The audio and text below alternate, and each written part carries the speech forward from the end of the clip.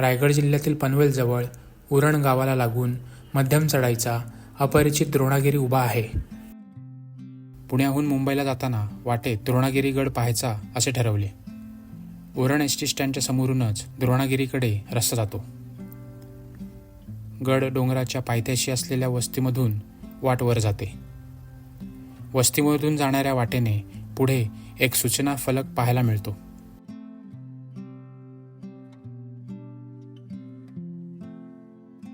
इथून पुढे वस्तीमधून बाहेर जाणारी वाट डोंगरावर चढते.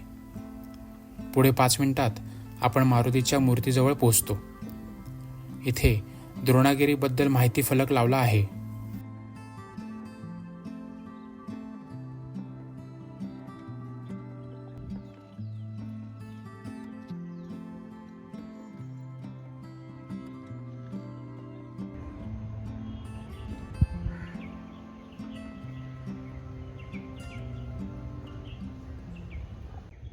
आपण आता द्रोणागिरी किल्ला चढतोय.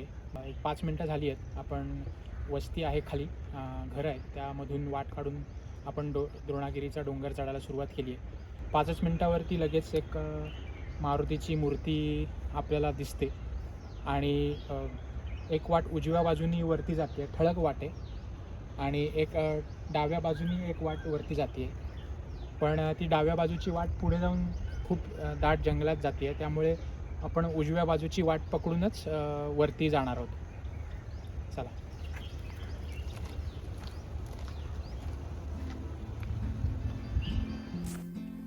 इतिहासात घारापुरी ही मौर्यांची राजधानी होती असा उल्लेख आढळतो. त्याच्या जवळच असलेल्या उरण आणि कारंजा बंदर सुरक्षित ठेवण्यासाठी द्रोणागिरी किल्ला बांधला असावा.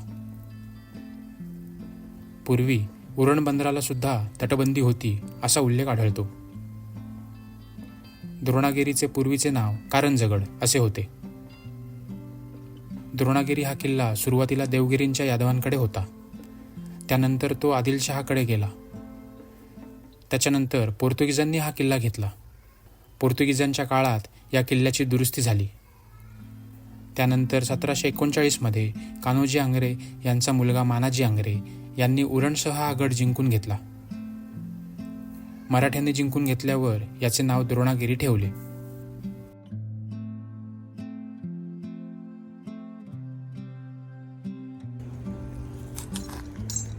हनुमानाच्या मूर्तीपासून 10 मिनटं चालून आपण इथपर्यंत आलो आहे. आणि ही वाट जास्त खडी नाही आहे, हळूहळू वरती चढती आहे. द्रोणागिरी किल्ल्याच्या डोंगराला थोडा वळसा घालून ही वर जाते आहे आणि वाट तशी ठळक आहे, त्यामुळे कुठेही चुकण्याची शक्यता नाही आहे.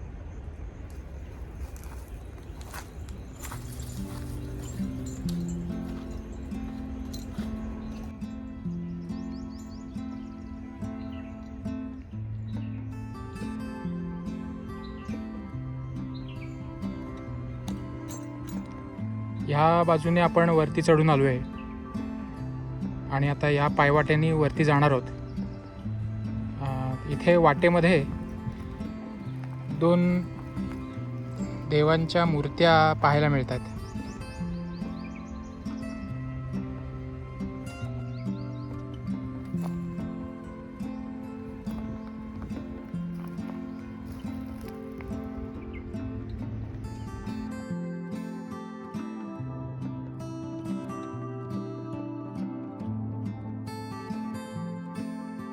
हनुमानाच्या मूर्तीपासून 20 मिनिटं चालून गेल्यावर आपण डोंगराच्या उजव्या बाजूच्या डोंगरधारेवर पोहोचतो.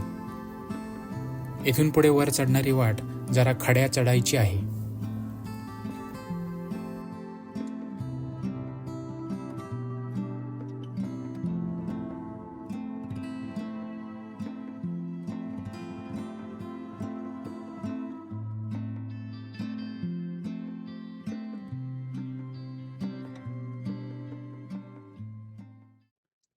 पुढे येताना जरा आता नागमोडी वळणाचा खडा चढ चालू झालाय आणि इथे पायऱ्या बघायला मिळत आहेत आणि बाजूलाच गडाचा पहिला बुरुज आपल्याला दिसतो.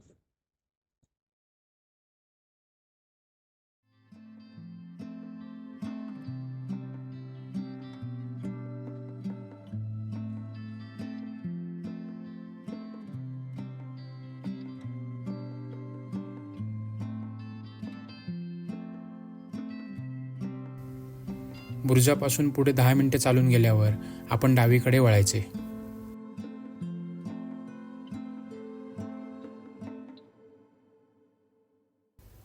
पुढे आपल्याला चौकी दिसते.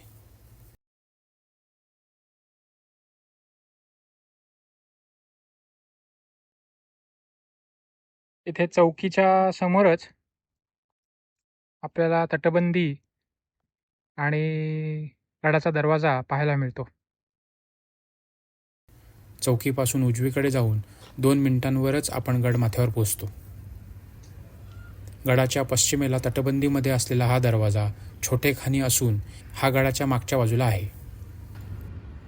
साधारण पायथ्यापासून आपल्याला पाऊण तासात आपण गडाच्या दरवाज्यात आलेलो आहोत आणि इथे तटबंदी आणि बुरुज पाहायला मिळतोय. दरवाजाची कमान पण अजून शाबूत आहे. आतमध्ये गेल्यावरती आपल्याला चर्चची पडकी इमारत पाहायला मिळेल. चला.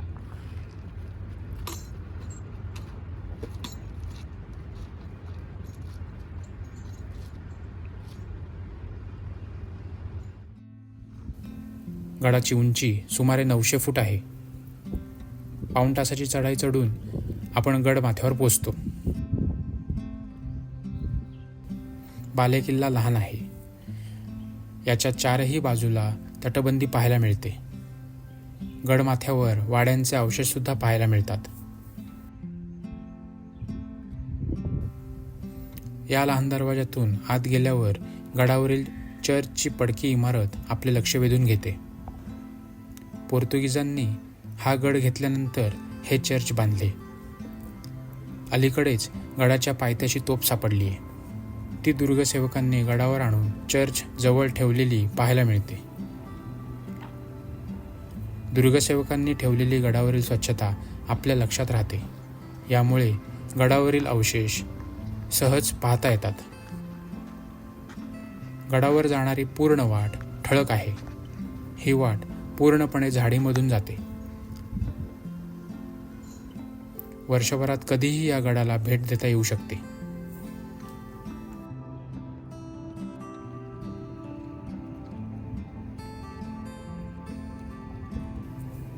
चर्चच्या बाजूला 2 पाण्याच्या टाक्या आहेत. या टाक्यांना 6 ते 7 कमानी आहेत. चर्चच्या समोरून तटबंदीला डावीकडे ठेवून पुढे गेलो की इथे 2 बुरुजांमध्ये दरवाजाचे अवशेष आहेत. आता आम्ही चर्चच्या इथून खाली आलोय आणि इथे आपल्याला उत्तरेकडचा दरवाजा पाहायला मिळतो. हा पडका आहे, तसा अवशेषच राहिलेले आहेत, कमान नाही आहे याची. आणि ह्याच्या पुढे थोडं खाली 5 मिनटं चालून गेल्यावरती अजून एक दरवाजा आहे ज्याच्या देवड्या शिल्लक आहेत आणि गणपतीची मूर्ती एक ठेवलेली आहे तिथे. त्या दरवाजाची सुद्धा कमान अजून आता शाबूत नाही आहे. तर आता आपण त्याच्याकडेच जाऊया.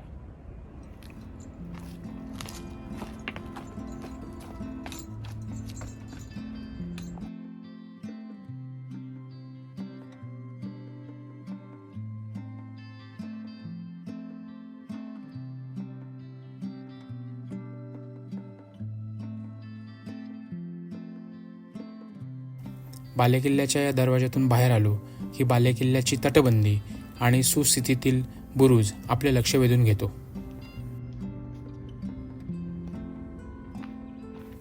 खाली गडाच्या मुख्य दरवाजाकडे जाताना डाव्या बाजूला तटबंदीचे अवशेष दिसतात.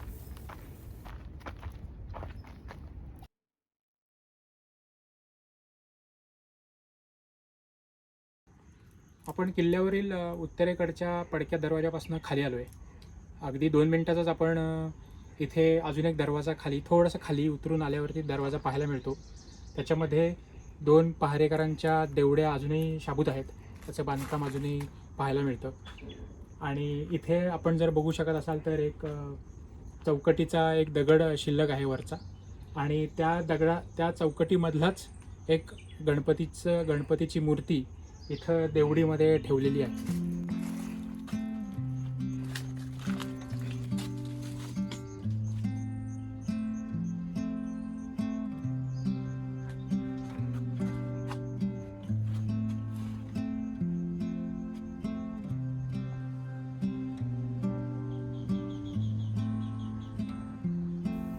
सुरुवातीला असलेल्या हनुमानाच्या मूर्तीपासून डाव्या बाजूने येणारी वाट इथेच वर येत असावी, पण वाढलेल्या झाडीमुळे ही वाट आता वापरात नाहीये. बालेकिल्ल्यापासून थोडा बाजूला असलेला हा दरवाजा द्रोणागिरीच्या भेटीत नक्की पाहावा. दरवाजाच्या डाव्या बाजूचा पायरी मार्ग आपल्याला तटबंदीच्या बाहेरून ONGCच्या चौकीजवळ नेतो. या दरवाजातून आम्ही आल्या वाटेने परत बालेकिल्ल्यावर आलो. छोटेखानी द्रोणागिरी अवशेष संपन्न आहे.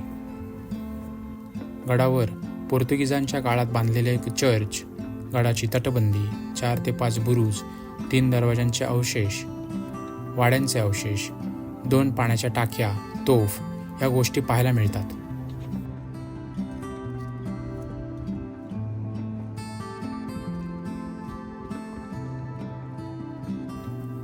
गडावरून पश्चिमेला समुद्र पाहता येतो.